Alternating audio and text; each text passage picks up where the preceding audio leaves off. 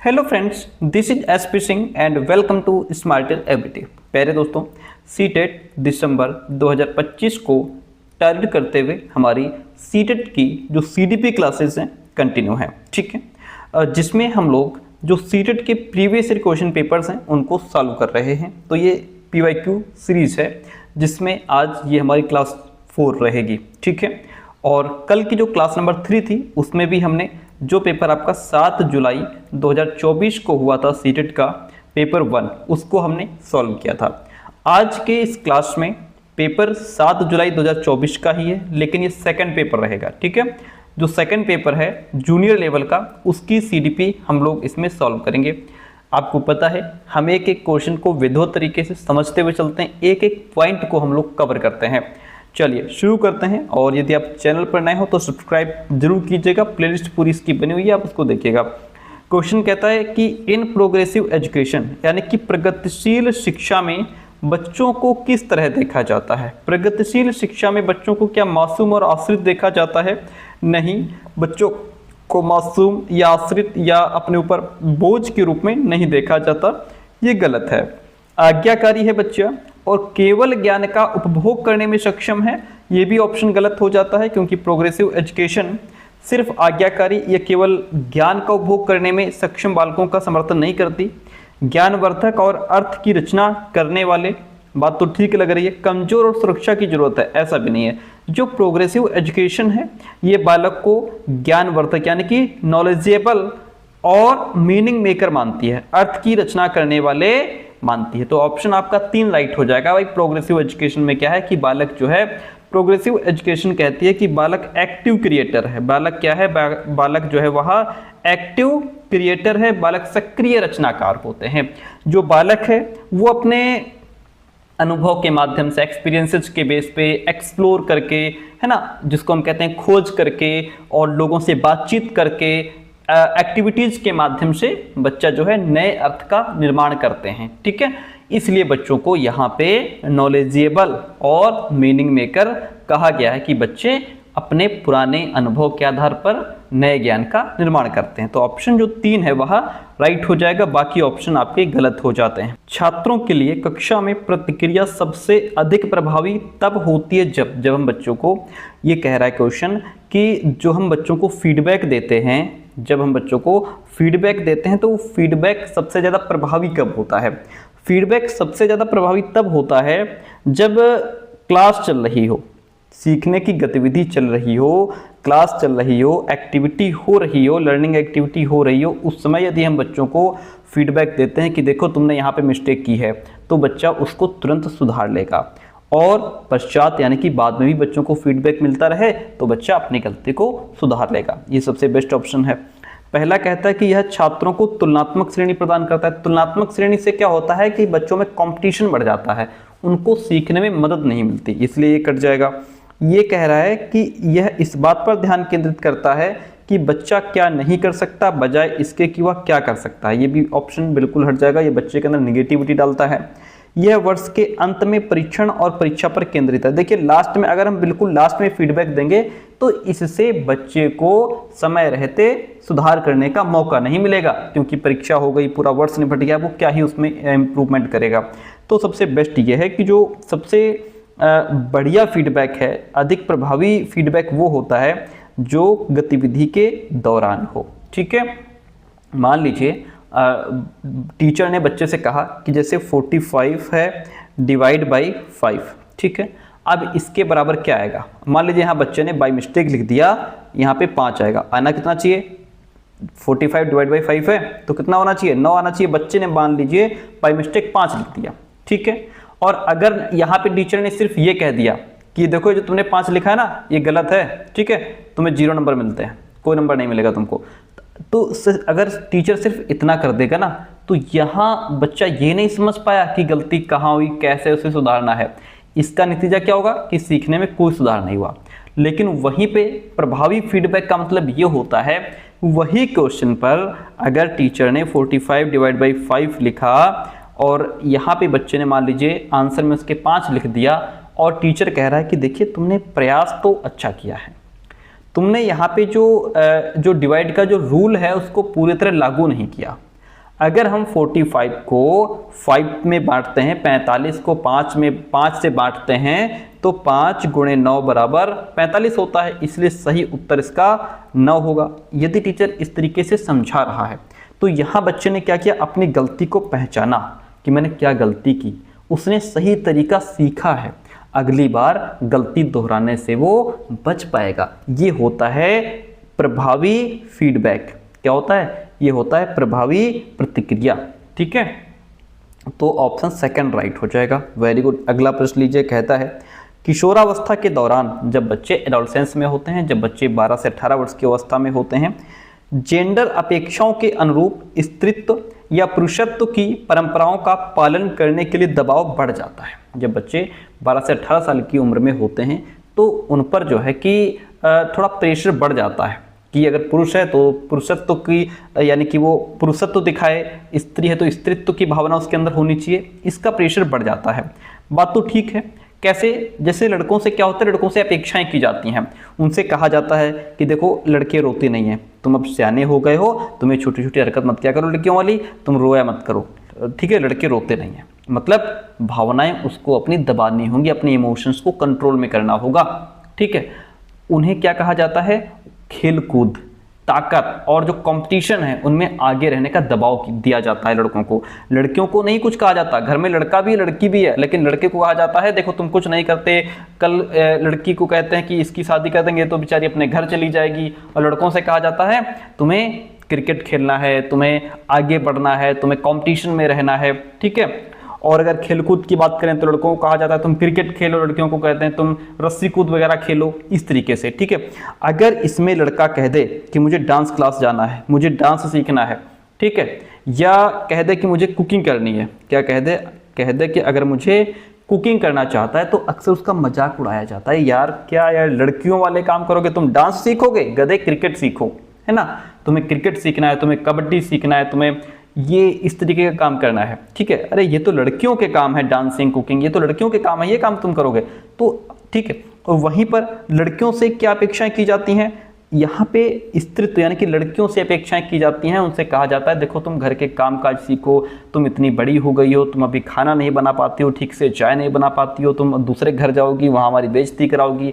तो उन्हें एक सलीके में रहने के लिए कहा जाता है लड़कियां थोड़ा स्लो बोलती हैं या आवाज़ उनकी तेज़ नहीं होनी चाहिए, तुम आगे जाओगी तेज़ बोलोगी हमारी बेइज्जती कराओगी, ये लड़कियां ऐसे कपड़े नहीं पहनती हैं। ठीक है, और वहीं पर अगर लड़की कहे कि मुझे क्रिकेट खेलना है या वो साइंस की पढ़ाई करना चाहती है, वो इंजीनियरिंग करना चाहती है, तो उनसे क्या कहा जाता है, ये लड़कों के काम हैं, ये सारे लड़कों के क्षेत्र हैं, ये लड़कों के काम हैं, ये लड़कियां नहीं करती हैं।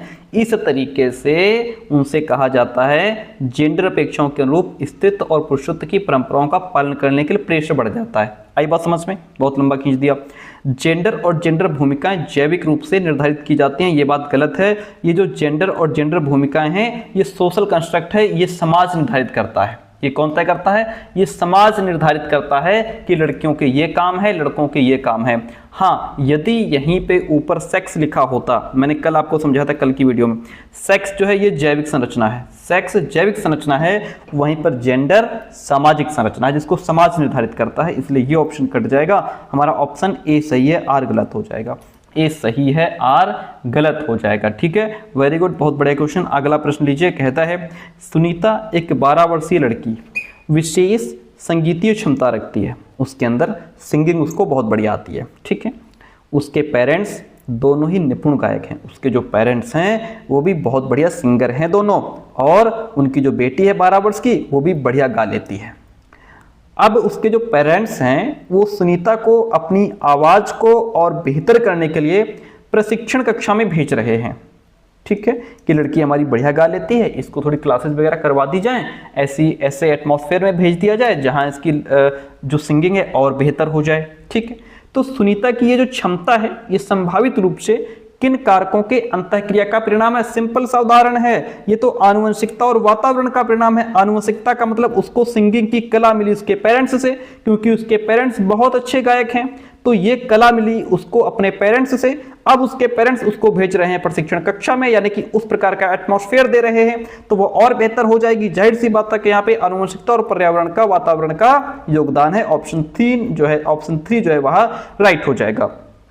अगला क्वेश्चन नंबर 5 लीजिए, कहता है कि संवेदनशील अवधि वो समय अवधि होती है जिसके दौरान कुछ डैश विशेष रूप से सामान्य विकास के लिए महत्वपूर्ण होती है। देखिए ये कह रहा है कि संवेदनशील अवधि का मतलब होता है जो एक सेंसिटिव पीरियड होता है, जैसे कि भाषा सीखने की अगर हम बात करें, लैंग्वेज लर्निंग की अगर हम बात करें, तो 0 से 6 साल का जो समय होता है ये बच्चों को भाषा सीखने के लिए बहुत इंपॉर्टेंट होता है। यहाँ पे बच्चा भाषा बहुत जल्दी पकड़ लेता है। अगर इस टाइम पे बच्चे को उस प्रकार का एटमॉस्फेयर ना मिले, वो भाषा उसको सुनने को ना मिले, बोलने को ना मिले, तो बाद में उसे वही लैंग्वेज सीखने में कठिनाई होगी। छोटे बच्चे बहुत आसानी से 2-3 भाषाएं एक साथ सीख लेते हैं, ठीक है। तो अगर उसको इस टाइम पे उस तरीके का एटमॉस्फेयर नहीं मिला, भाषा बोलने को नहीं मिली, सुनने को नहीं मिली, तो उसका बाद में डेवलपमेंट तो होगा लेकिन उस तरीके का नहीं होगा जिस तरीके का होना चाहिए था, ठीक है।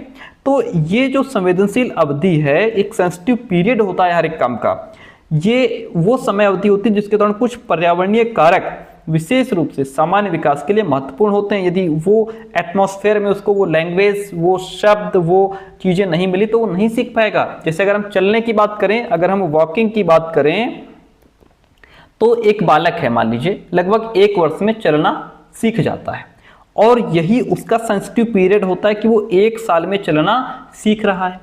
अब भैया उस बच्चे को उस प्रकार का एटमॉस्फेयर ना मिले, उसको कोई पकड़ के खड़ा ना करे, चलाए ना, सिखाए ना, तो क्या बच्चा सीख पाएगा? नहीं सीख पाएगा। बाद में सीखेगा तो उतना बेहतर तरीके से नहीं सीखेगा, टाइम लग जाएगा उसको, ठीक है। बच्चे को अगर रोज एक्सरसाइज ना करवाई जाए तो बच्चा नहीं सीख पाएगा, ठीक है। वहीं पर अगर हम इसकी सेंसिटिव पीरियड की एक और बात करें, मान लीजिए सोशल इंटरेक्शन करता है बच्चा, समाज के साथ व्यवहार करता है, तो 2 से 6 साल का जो समय होता है, इसको कहा गया है कि ये सोशल इंटरेक्शन के लिए बहुत इंपॉर्टेंट, बहुत सेंसिटिव पीरियड होता है। अब 2 से 6 साल की उम्र में बच्चा अगर दूसरों से बातचीत ना करे, दूसरे लोगों के साथ खेले ना, अपने सोशल सर्कल ना बनाए, सोशल फ्रेंड्स ना बनाए, ठीक है, तो फिर बाद में उसको समाज के लोगों के साथ इंटरेक्ट करने में बड़ा दिक्कत होगी, है ना। वो अपने आप को बड़ा कमजोर अंदर से महसूस कर सकता है, उसका कॉन्फिडेंस गिरा हुआ महसूस होगा उसको, क्योंकि वो पहले लोगों के साथ उस तरीके का इंटरेक्शन कर ही नहीं पाया है, ठीक है। तो ये सेंसिटिव पीरियड होता है सोशल इंटरेक्शन के लिए 2 से 6 साल का। तो यदि इस समय पर चीजें नहीं मिली तो काम खराब हो जाता है। इसलिए पर्यावरणीय कारक बहुत यहाँ पे इंपॉर्टेंट होगा कि उसको उस तरीके का एटमॉस्फेयर मिलना चाहिए बच्चे को, ठीक है। आगे बढ़ते हैं। अगला प्रश्न कहता है, विद्यार्थियों में समालोचनात्मक चिंतन को डेवलप करने के लिए एक शिक्षक को क्या करना चाहिए? समालोचनात्मक चिंतन आप समझते हैं, जिसमें बच्चा, समालोचनात्मक चिंतन का मतलब क्रिटिकल थिंकिंग, जिसमें बच्चा गहराई से सोचे, तर्क करे, कंपैरिजन करे, एक सही निष्कर्ष पर पहुंचे, जिसमें बच्चा विश्लेषण, संश्लेषण, इवैल्यूएशन, हर चीज को अपनाए, वो होता है समालोचनात्मक चिंतन। तो ये कहां पे बढ़ेगा? केवल ऐसे ही सवाल पूछने चाहिए जिनका एक ही उत्तर हो? नहीं, ये तो फैक्ट बेस्ड हो गया ना, ये बच्चे के अंदर क्रिटिकल थिंकिंग को डेवलप नहीं करेगा, इसमें बच्चे को कुछ सोचने का मौका ही नहीं मिल रहा है ना, सिंपल सा आंसर दे देगा। विद्यार्थियों को उनके संदेह और सवाल पूछने के लिए हतोत्साहित करना चाहिए, डिस्करेज हम बच्चे को कभी नहीं करेंगे।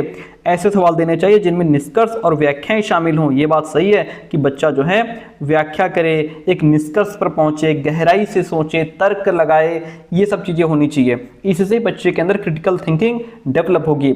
ऐसे सवालों से बचना चाहिए, बचेंगे तो कभी नहीं। जिनमें विवेचन और विश्लेषण की आवश्यकता हो, नहीं, हम विवेचन करेंगे, हम विश्लेषण करेंगे, ठीक है। तो ये चीज जरूरी है, लेकिन यहाँ पे इनसे हम बचना चाहिए, ये गलत है, इसलिए गलत हो जाएगा। बेस्ट ऑप्शन ये है कि हम बच्चों को ऐसे सवाल दें जिनमें बच्चा निष्कर्ष निकाले, व्याख्याएं जिसमें शामिल हों, जिसमें बच्चा गहराई से सोचे, तर्क करे, कंपैरिजन करे, ये क्रिटिकल थिंकिंग को बढ़ावा देते हैं। ऑप्शन नंबर 3 राइट हो जाएगा।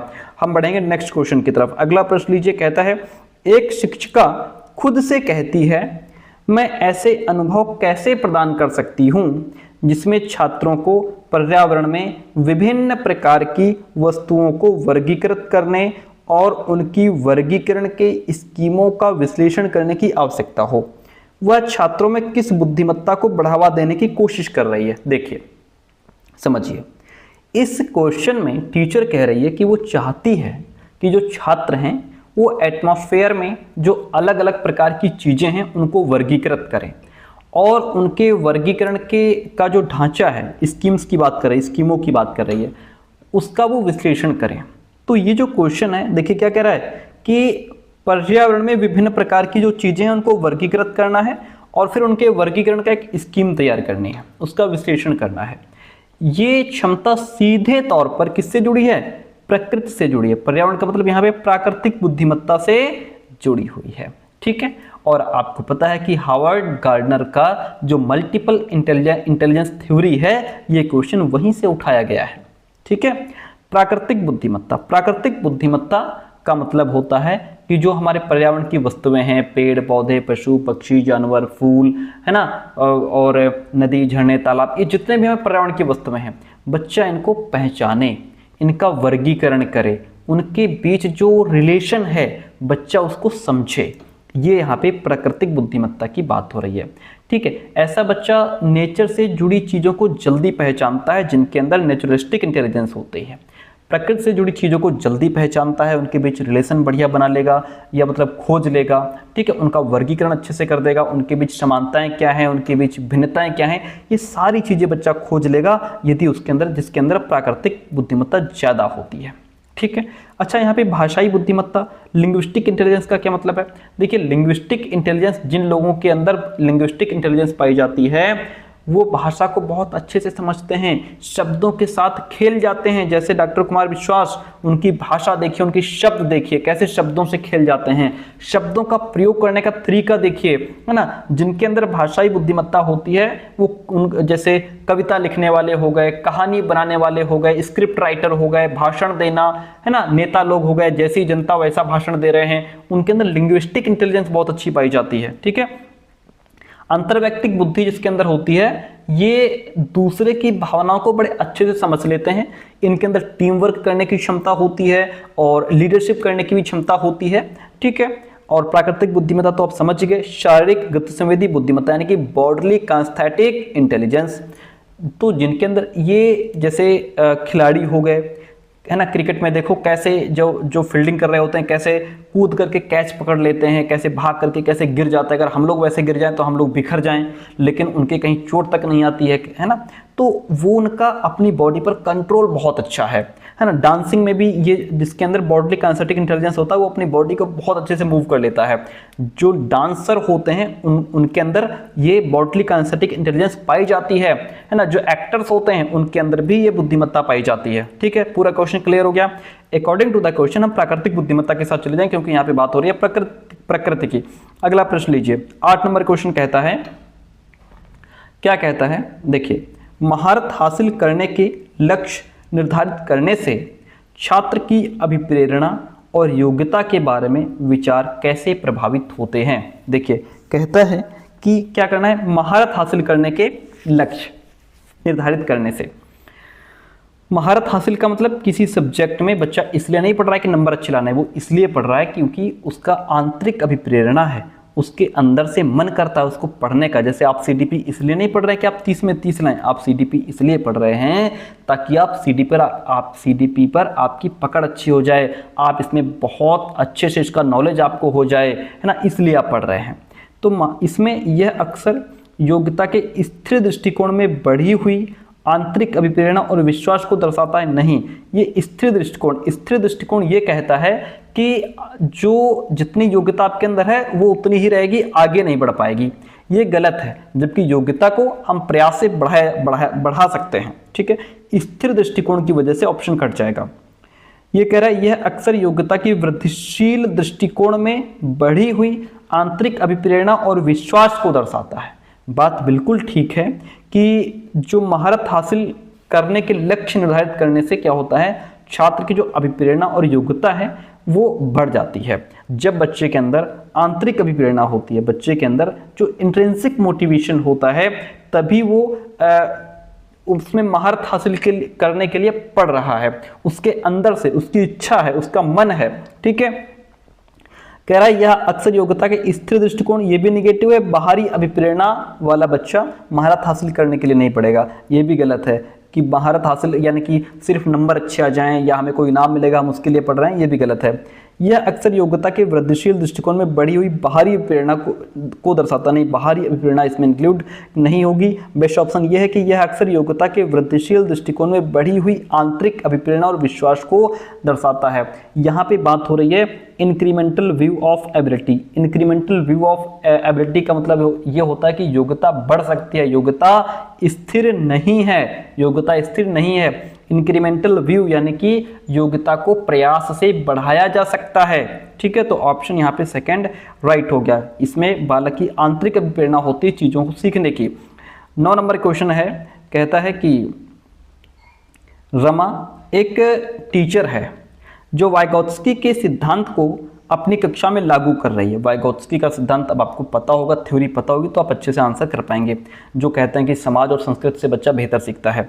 रमा एक टीचर है जो वाइगोत्स्की के सिद्धांत को अपनी कक्षा में लागू कर रही है और वह एक चुनौतीपूर्ण काम को पूरा करने के लिए अपने छात्रों को समूहों में काम करने के लिए नियुक्त करती है कि सब लोग देखो 4 लोग इस ग्रुप में बैठेंगे, 5 लोग इस ग्रुप में बैठेंगे, 4 लोग इस ग्रुप में रहेंगे, 6 लोग इस ग्रुप में रहेंगे, सबको ग्रुप में बांट देती है। ठीक है, समूहों में काम करने के लिए नियुक्त करती है। काम के दौरान एक छात्र एक बहुत इंपॉर्टेंट कॉन्सेप्ट है उसको समझने के लिए बेचारा संघर्ष कर रहा है, उसको कॉन्सेप्ट समझ में आ नहीं रहा है।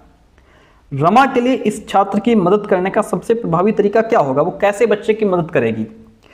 छात्र को समस्या का उत्तर प्रदान करे ताकि समूह आगे बढ़ सके, नहीं तो सबके सब रुके पड़े हैं, फटाक से इसको आंसर दे दो और बच्चा आगे बढ़ जाए। नहीं, ये गलत तरीका है, वाइगोत्स्की ये नहीं कहते। छात्र को समस्या को स्वयं हल करने का प्रयास करने के लिए प्रोत्साहित करें कि देखो तुम खुद हल करो, ये बात वाइगोत्स्की नहीं कहते। इससे तो बच्चा उसमें अटका ही रहेगा। कह तो रहा है कि बच्चा संघर्ष कर रहा है, बेचारा कितनी देर संघर्ष करेगा, छोड़ देगा क्वेश्चन को, है ना। छात्र को एक अलग काम सौंप दें जो उसकी योग्यता के अनुकूल हो। तो फिर ये जो टॉपिक उसको समझ में नहीं आ रहा, ये फिर कब समझ में आएगा अगर आप ये छोड़ देंगे, तो ये भी गलत है। छात्र के साथ समस्या पर काम करें, वेरी गुड पॉइंट आ गया हमारे काम का। छात्र के साथ समस्या पर काम करें और समूह के अन्य सदस्यों को शामिल करते हुए आवश्यकता अनुसार मार्गदर्शन, क्या कहते हैं वाइगोत्स्की, स्कैफोल्डिंग की बात करते हैं। स्कैफोल्डिंग यानी कि बच्चे को टेम्पररी हेल्प दो, जितनी जरूरत है उतना बच्चे का मार्गदर्शन करो और फिर उन्हें प्रतिपुष्टि प्रदान करें। क्या करें? फिर उन्हें आप फीडबैक दें। ठीक है, फीडबैक बच्चे को दो। कहने का मतलब है वाइगोत्स्की कहते हैं यदि कोई बच्चा काम में अटक रहा है, फंस रहा है, संघर्ष कर रहा है किसी टॉपिक को समझने में, तो टीचर को आवश्यकता के हिसाब से उसकी हेल्प कर देनी चाहिए, जो कुछ समय के लिए जो टेम्पररी हेल्प होती है, ताकि बच्चा उस चीज को समझ ले। ठीक है, option 4 is the right one this question. हम बढ़ेंगे नेक्स्ट प्रश्न की तरफ। 10 नंबर क्वेश्चन कहता है, क्या कहता है कि टीचर्स को विद्यार्थियों के बीच बहस, चर्चा और सहयोग को प्रोत्साहित करना चाहिए। वेरी गुड, बहुत अच्छी बात लिखी है कि टीचर जो है बच्चों के बीच बहस, कोई भी टॉपिक दे दिया उस पर बहस हो रही है तो बच्चे एक दूसरे के विचारों को समझेंगे, जानेंगे, है ना, और अपने विचार रखेंगे, चर्चा करेंगे टॉपिक को लेकर के, एक दूसरे का सहयोग को प्रोत्साहित करना चाहिए। बहुत अच्छी बात लिखी है। ज्ञान उत्पादन एक निष्क्रिय प्रक्रिया है। ज्ञान उत्पादन एक क्या है? निष्क्रिय प्रक्रिया है और सामूहिक गतिविधियों में संलग्नता अर्थपूर्ण अधिगम में बाधा डालता है। अब देखिए यहाँ पे पॉइंट बिल्कुल गलत है कि जो सामूहिक गतिविधियों में संलग्नता, अरे हम समूह में तो और बेहतर सीखते हैं, जो चीज़ हमको नहीं आती पड़ोसी को आती है, जो पड़ोसी को नहीं आती वो हमको आती है, तो इससे हम लोग बेहतर सीखते हैं। ठीक है, हम एक दूसरे से सीखते हैं, जो कि बहुत इंपॉर्टेंट है। बाधा तो नहीं पहुंचा रहा, ए सही है, आर यहाँ पे गलत हो जाएगा। ठीक है, अगला प्रश्न लीजिए। अगला प्रश्न नंबर 11 देखिए क्या कहता है। 11 बहुत इंपॉर्टेंट प्रश्न है, बहुत बढ़िया प्रश्न है। भावनाओं, व्यक्तित्व और सामाजिक संबंधों में परिवर्तन और स्थिरता किस विकास में शामिल हैं? देखिए, भावनाएं, व्यक्तित्व और सामाजिक संबंधों में जो परिवर्तन है और स्थिरता आती है वो किस विकास में शामिल है? क्या ये व्यक्तित्व विकास है, भावनात्मक विकास है, मनोसामाजिक है, संज्ञानात्मक है? देखिए, जो व्यक्तित्व विकास है ना प्यारे दोस्तों, व्यक्तित्व विकास में सिर्फ व्यक्तित्व के गुणों की बात होती है। इसमें भावनाएं और सामाजिक संबंध शामिल नहीं है, ठीक है, इसलिए हमारा ऑप्शन ये कट जाएगा, ठीक है। इसमें सिर्फ व्यक्तित्व की बात होती है। भावनात्मक विकास जो है, भावनात्मक विकास में सिर्फ इमोशंस की बात होती है, इमोशंस के बदलाव उनकी स्थिरता को बताता है, ये भी कट जाएगा। मनोसामाजिक विकास, ये ऑप्शन सही है, ये ऑप्शन सही है, ठीक है। कैसे सही है इसको समझ लेते हैं। अच्छा पहले ये देखो, संज्ञानात्मक विकास जो है ये भी गलत है हमारा, क्यों? क्योंकि इसमें सिर्फ सोचने समझने तर्क करने का और ये लर्निंग से जुड़ा हुआ है, इसमें भी भावनाएं व्यक्तित्व और जो सामाजिक संबंध है वो इसमें भी इंक्लूड नहीं है। सब कुछ इंक्लूड है मनोसामाजिक विकास में, जिसको हम कहते हैं psycho social development. Psycho social development, इसको समझिए, साइको सोशल डेवलपमेंट को समझिए, बहुत इंपॉर्टेंट है। साइको सोशल डेवलपमेंट बना है मिलकर के दो शब्दों से, psycho social, PSYCHO, psycho plus social, psycho plus social. यहाँ पे साइको का मतलब है हमारा मन, साइको का मतलब हमारा मन, हमारी भावनाएं, हमारा व्यक्तित्व, ये सब आ जाता है साइको में। हमारा मन, हमारी भावनाएं, व्यक्तित्व, ये सब आ जाता है साइको में, ठीक है। और सोशल का मतलब सामाजिक संबंध।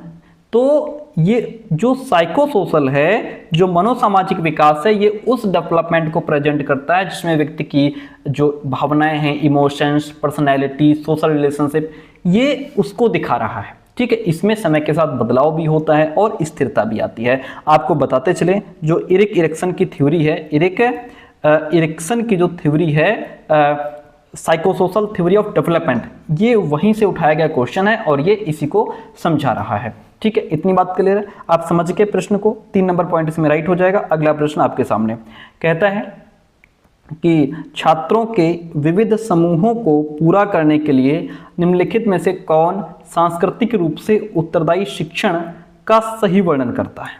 छात्रों के क्या है कि विविध समूहों को पूरा करने के लिए, जो बच्चे हैं वो अलग अलग प्रकार के समूह या अलग अलग ग्रुप से आए हैं बच्चे, अलग अलग पृष्ठभूमियों से आए हुए बच्चे हैं, ठीक है।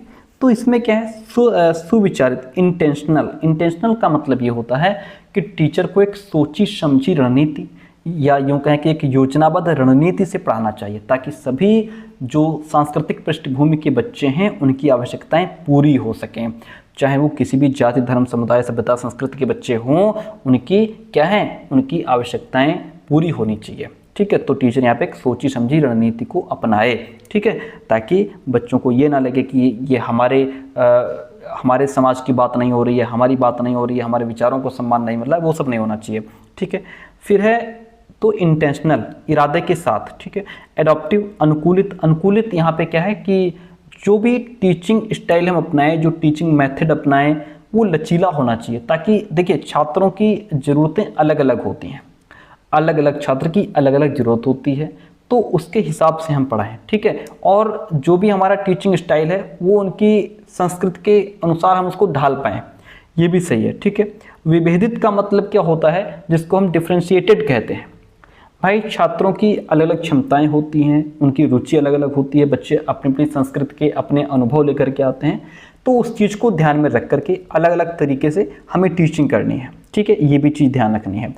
तो अब है मानकीकृत, ये गलत है इसमें। देखिए मानकीकृत मैंने 50 बार बताया कि आप सभी पर एक जैसा ही स्टैंडर्डाइज्ड, ये नेगेटिव वर्ड है, इससे हमेशा बचना, कि आप सबके लिए एक ही प्रकार की टीचिंग मेथड अपना रहे हैं, सबके लिए एक जैसा सिलेबस या टीचिंग मेथड या एक सेम तरीका सबके लिए अपना रहे हैं, तो ये विविधता को नज़रअंदाज कर देगा ना, क्योंकि आप सबके लिए एक ही तरीका अपना रहे हैं, एक ही टीचिंग स्टाइल है, एक ही सेम सिलेबस है, सब कुछ सेम अपना रहे हैं, वो गलत हो जाएगा। हमें यहाँ पे बच्चों की जो है जरूरत को, बच्चों की व्यक्तिगत भिन्नता को ध्यान में रखना है। सुविचारित, अनुकूलित, विविधित, 3 ऑप्शन राइट हैं, तो यहाँ पे 1, 2, 3 राइट हो जाएगा।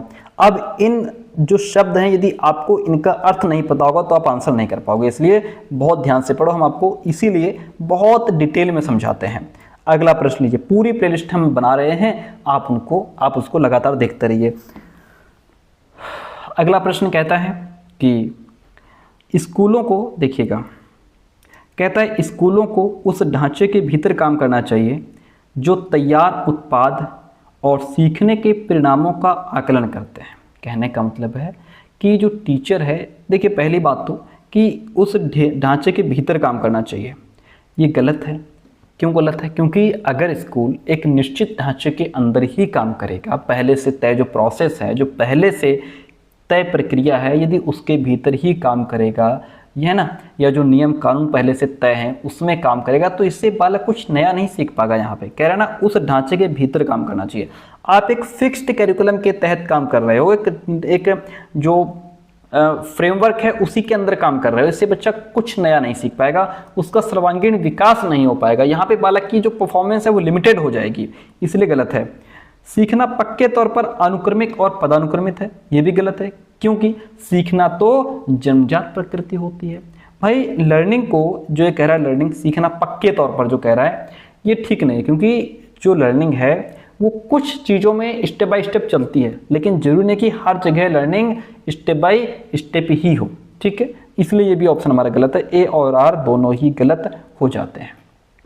आगे बढ़ते हैं, नेक्स्ट क्वेश्चन की बात करते हैं। क्वेश्चन नंबर 14 है, लेव वाइगोत्स्की के अनुसार भाषा और विचार के बीच में क्या संबंध है। लेव वाइगोत्स्की ने भाषा और विचार पर काफ़ी बात की है।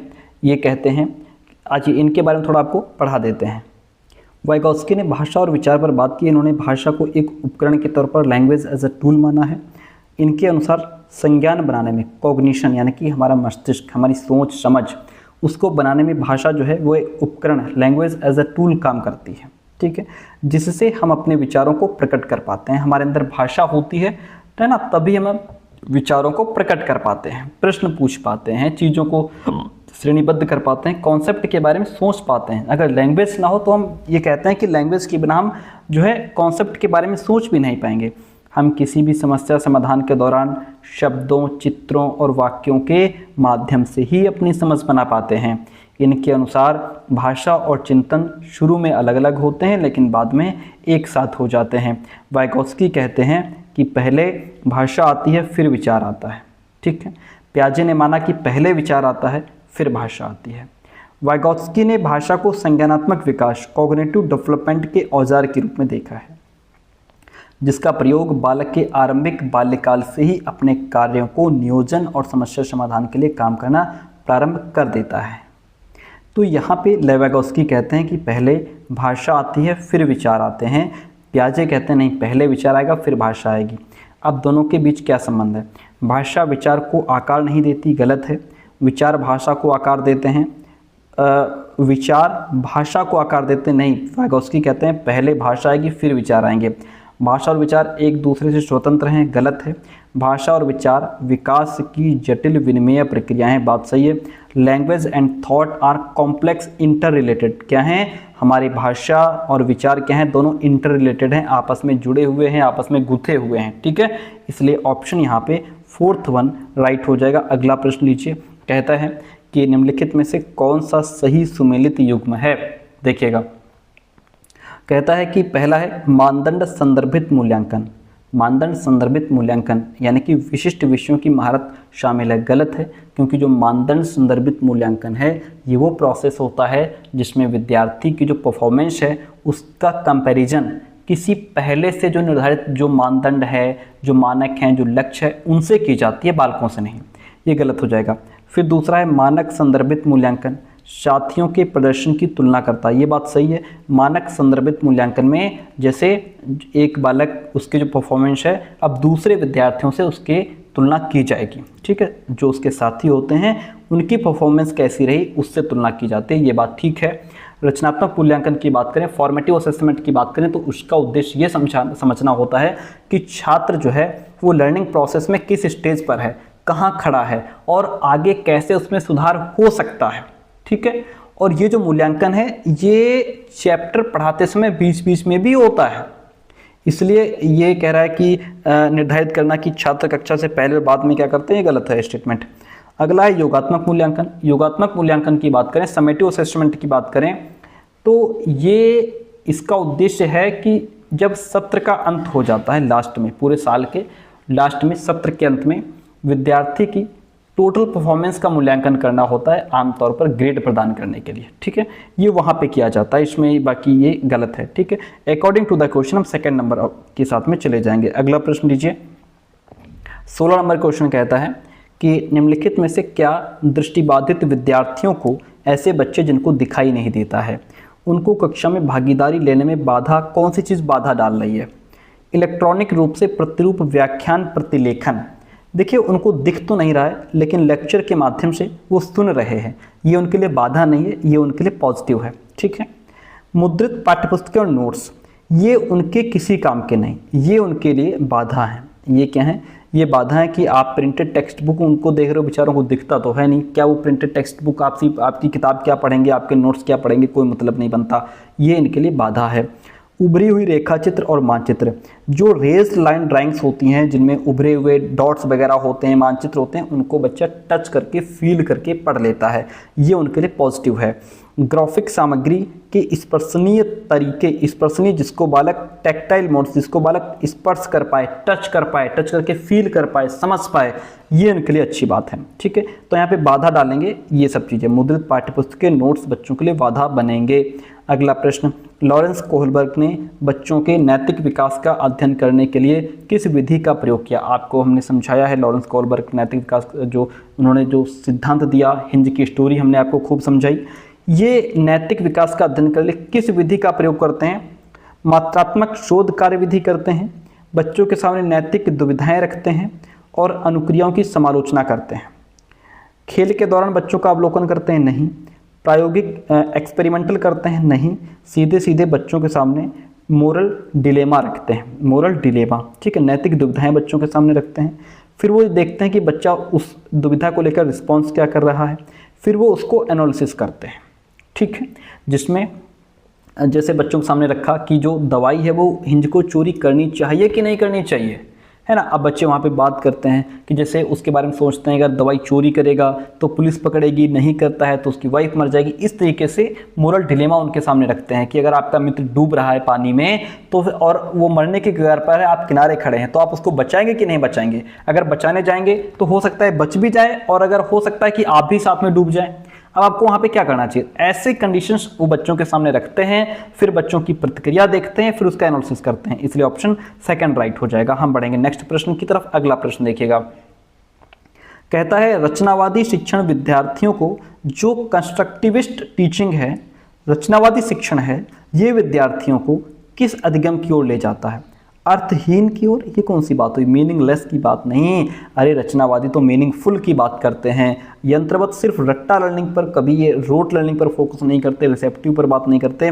ये सीधे कहते हैं कि बच्चा खोज करके सीखता है, बच्चा जो है एक नन्हा वैज्ञानिक है, वो खोज करके सीखता है, डिस्कवर करके सीखता है, लर्निंग बाय डूइंग के माध्यम से सीखता है। ऑप्शन फर्स्ट, ठीक है, राइट हो जाएगा। अगला प्रश्न देखिए, 19 नंबर क्वेश्चन कहता है कि पठन वैकल्य से जूझ रहे छात्रों को पढ़ना सिखाया जा सकता है। पठन वैकल्य, बच्चे को बेचारे को डिसलेक्सिया है। जिस बच्चे को डिसलेक्सिया होता है उसको क्या होता है? डिसलेक्सिया वाले बच्चे को, जैसे वो पी को क्यू पढ़ देगा, उसको पढ़ने में समस्या होती है ना। पी को क्यू पढ़ देगा, जो सेम एक जैसे दिखने वाले शब्द हैं उनमें हमेशा गलती करेगा। श को वाज पढ़ेगा, वाज को श पढ़ेगा, तो ये दिक्कतें वो करता रहता है। इसके लिए उसको क्या करना चाहिए? व्यवस्थित ध्वन्यात्मक प्रशिक्षण के माध्यम से हम ये काम कर सकते हैं, हम ये ठीक कर सकते हैं। कैसे व्यवस्थित? व्यवस्थित का मतलब यहाँ पे ये है कि जैसे पहले हम बच्चों को जो सरल सरल ध्वनियाँ हैं वो सिखाएं, है ना। फिर जैसे हमने का, खा, गा ये सब सिखा रहे हैं बहुत अच्छे प्रोनाउंसिएशन के साथ, अच्छे साउंड के साथ, है ना। फिर हम उनको कावला कल सिखा रहे हैं, फावला फल सिखा रहे हैं, फिर इन्हीं से हम वाक्य बना करके सिखा रहे हैं। इस तरीके के बच्चों को सिखा रहे हैं। ये एक व्यवस्थित तरीका है जिसमें हम आसान से कठिन की तरफ चलते हैं। इसके माध्यम से, इस प्रशिक्षण के माध्यम से हम बच्चों की ये समस्या दूर कर सकते हैं। अगला प्रश्न 20 नंबर क्वेश्चन लीजिए, कहता है कि जीन पियाजे के संज्ञानात्मक विकास का सिद्धांत ये बताता है। क्या बताता है? जीन पियाजे का जो संज्ञानात्मक विकास का सिद्धांत है वो क्या कहता है? व्यवहार को दंड और पुरस्कारों के माध्यम से अनुकूलित किया जाना चाहिए। ये तो बीएफ स्किनर का व्यवहारवादी सिद्धांत है, ठीक है, ये जीन पियाजे का नहीं है। अवधारणाओं को जटिल से सरल के क्रम में सिखाया जाना चाहिए, ये भी गलत है यहाँ पे, ठीक है। पाठ्यक्रम को बच्चों के आयु समूह और चरण को ध्यान में रख कर के तैयार किया जाना चाहिए, इसकी बात जीन पियाजे करते हैं। जीन पियाजे ने 4 अवस्थाएं बच्चों की बताई हैं, 0 से 2, 2 से 7, 7 से 11, 11 से 15 वर्ष, ठीक है। तो यहाँ पे इनके अकॉर्डिंग ये कहते हैं कि बच्चों के लिए आप जो पाठ्यक्रम बनाओ वो उनकी आयु और समूह और चरण के हिसाब से होने चाहिए। 5 साल का बच्चा है और आप उसको पढ़ाने लग जाओ न्यूटन के नियम, न्यूटन का सिद्धांत, क्या बच्चा पढ़ पाएगा? नहीं पढ़ पाएगा। वो जितनी उसकी उम्र है, जितनी उसकी योग्यता है, उसके हिसाब से उसको पढ़ाओ, ठीक है? उसके हिसाब से उसका सिलेबस होना चाहिए, ठीक है? छोटे बच्चों को इतना बड़ा हम कोई कॉन्सेप्ट नहीं पढ़ा सकते। यही चीज़ें कह रहे हैं, तो ऑप्शन जो 3 है वो राइट हो जाएगा। हम बढ़ेंगे नेक्स्ट प्रश्न की तरफ। अगला प्रश्न आपसे कहता है, आप एक टीचर हैं जो अपने छात्रों को परासंज्ञानात्मक कौशल, बहुत अच्छा प्रश्न है, परासंज्ञानात्मक यानी कि ये बात करते हैं मेटाकॉग्निटिव स्किल की। यही जब हम पहला क्वेश्चन हल कर रहे थे 14 या 15 दिसंबर 2024 का, उसमें एक क्वेश्चन आया था इससे रिलेटेड, ठीक है?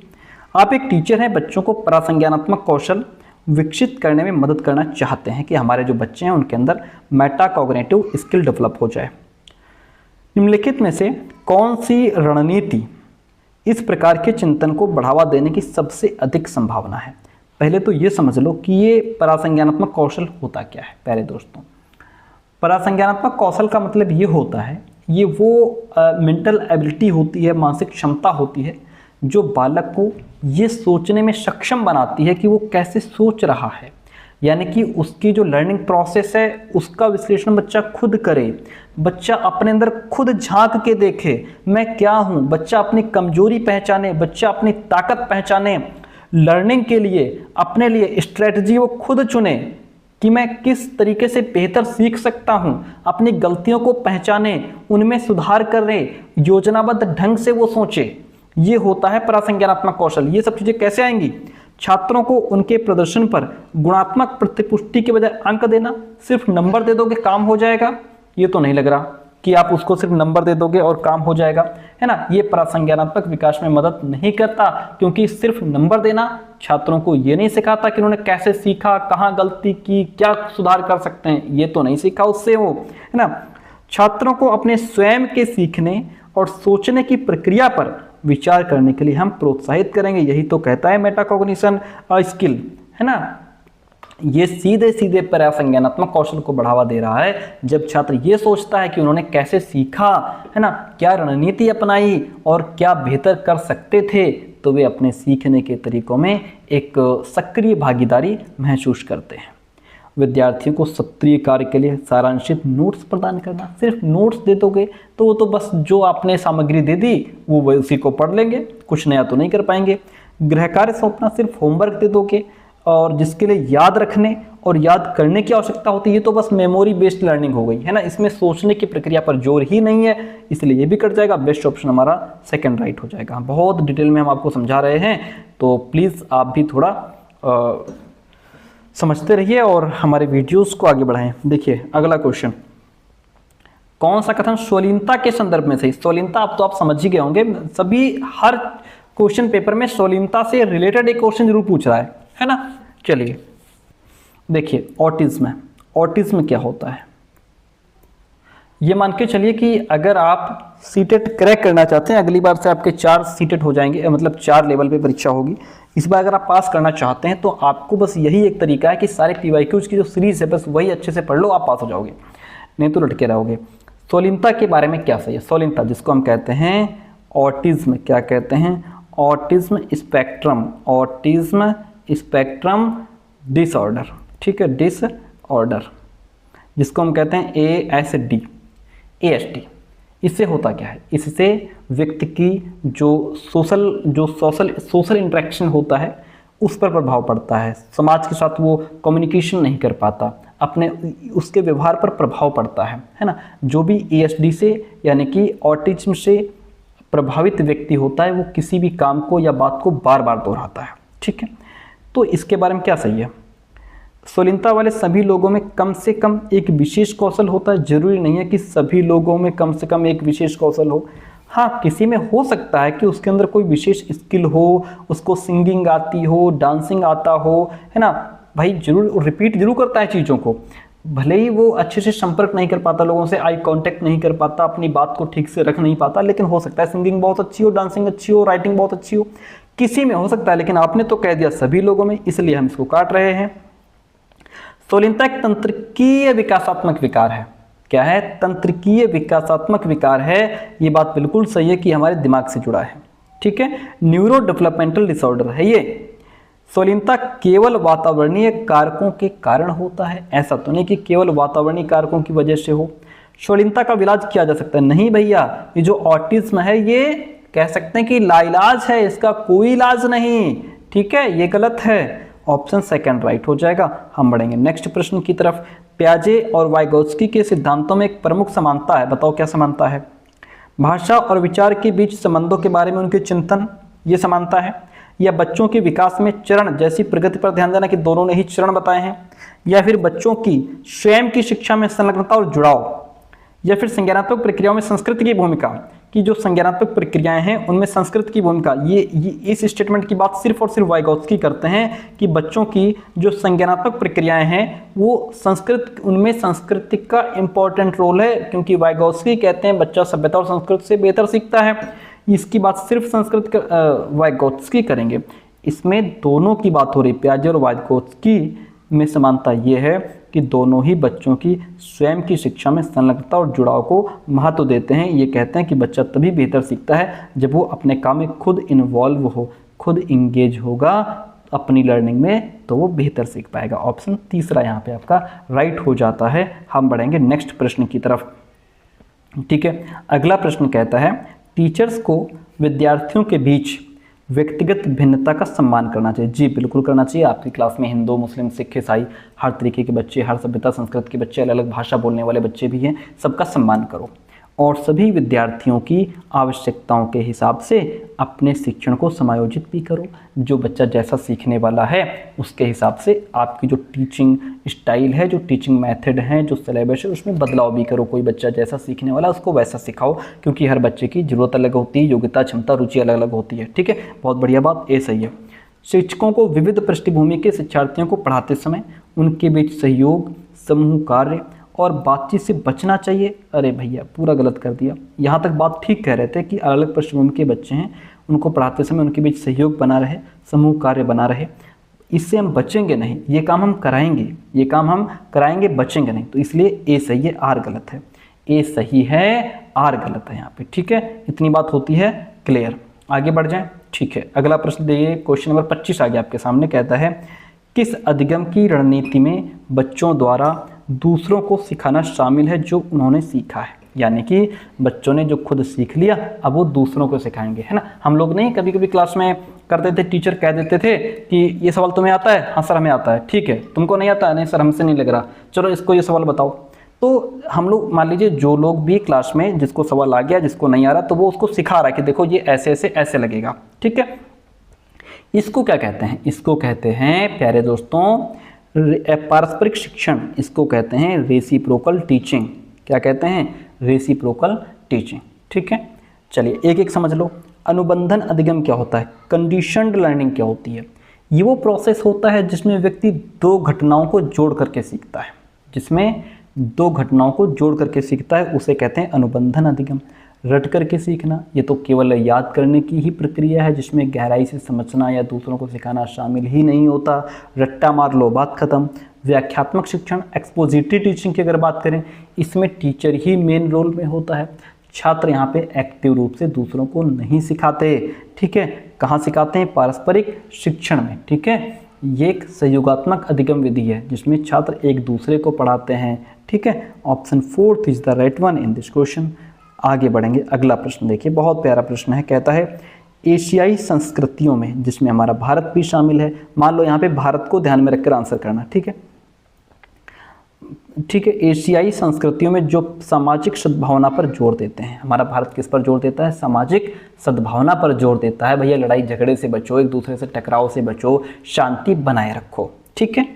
क्रोध की अभिव्यक्ति को हतोत्साहित करता है। देखो गुस्सा करना ठीक नहीं होता है ना, क्रोध ना करो, बिल्कुल सही बात है।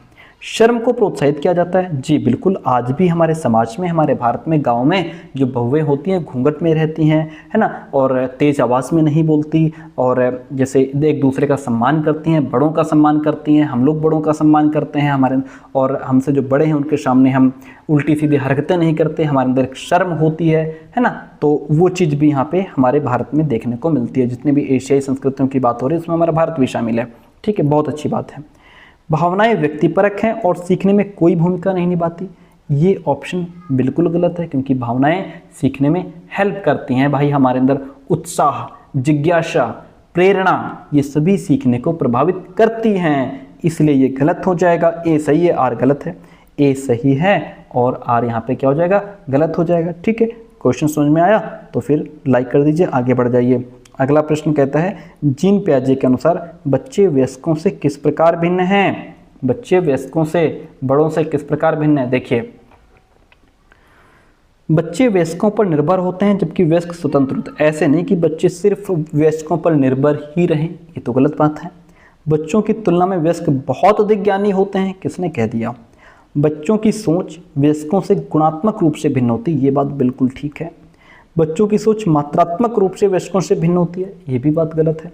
यहाँ पे बेस्ट ऑप्शन क्या है? बच्चों की जो सोच होती है वो गुणात्मक रूप से बड़ों से भिन्न होती है। कैसे सर गुणात्मक रूप से भिन्न होती है? मान लीजिए जैसे एक छोटे बच्चे के सामने आप क्या करो, दो समान गिलास, मान लो 2 समान गिलास ले लो, ठीक है। 2 समान गिलास में बराबर बराबर पानी भर दो, ठीक है। बच्चों से पूछो कि इसमें पानी किसमें कम ज़्यादा है, तो बच्चा कहेगा दोनों में बराबर पानी है, क्योंकि आपने दोनों समान एक जैसी आकृति के सेम गिलास रखे हैं, ठीक है। तो बच्चा कहेगा दोनों में पानी कैसा है, बराबर है। अब आप क्या करो, एक गिलास का पानी एक जो है एक पतला गिलास ले लो, ऊंचा गिलास ले लो, उसमें डाल दो।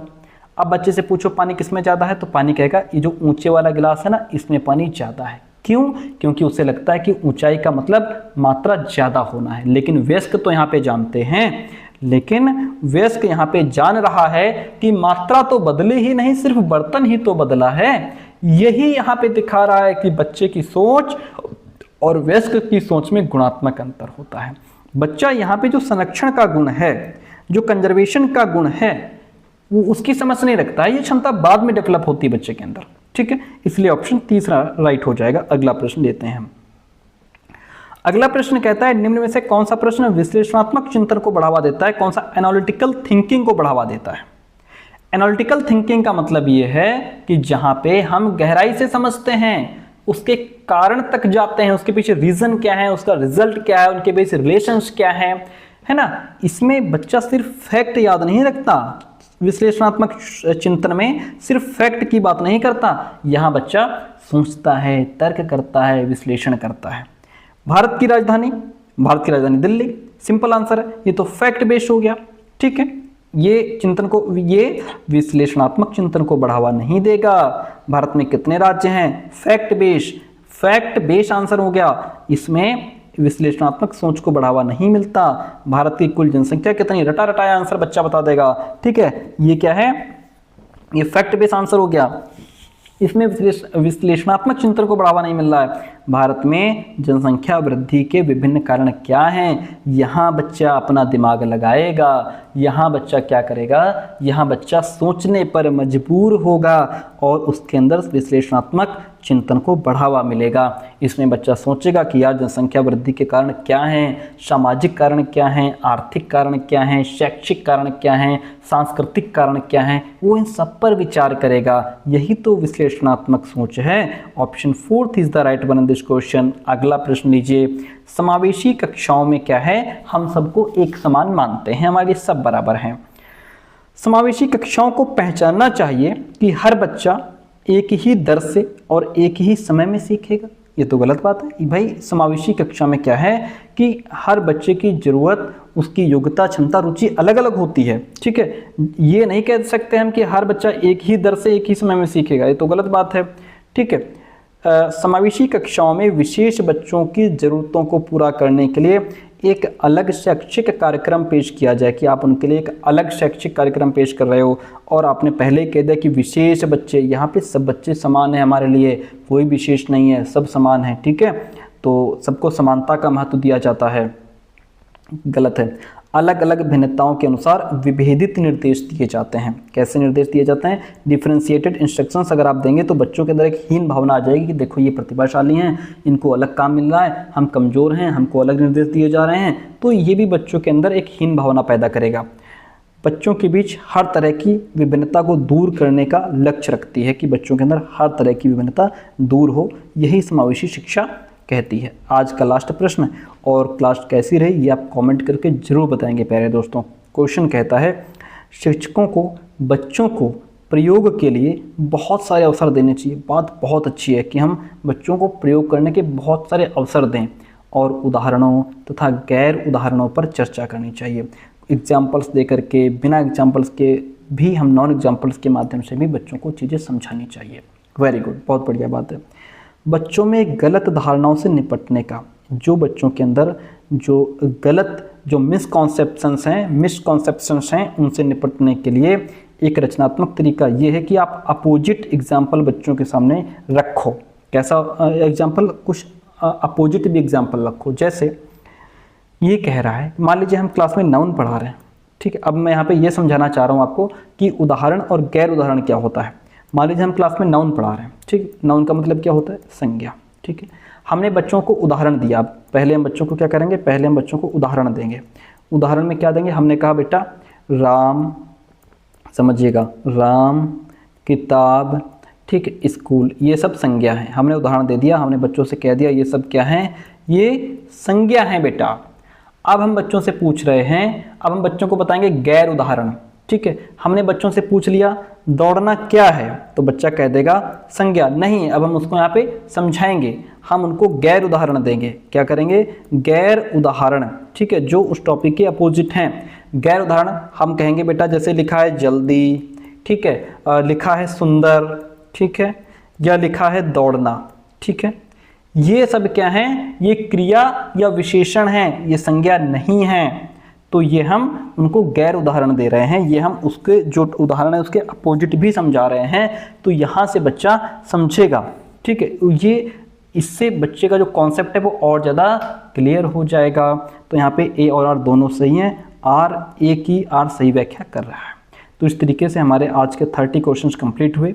और ये भी 7 जुलाई का सेकंड पेपर आज हम लोग हल कर रहे थे। क्लास कैसे रही कमेंट करके जरूर बताइएगा। और सीटेट का जो एसएसटी कंटेंट है वो हमारे पास उसके नोट्स अवेलेबल हैं।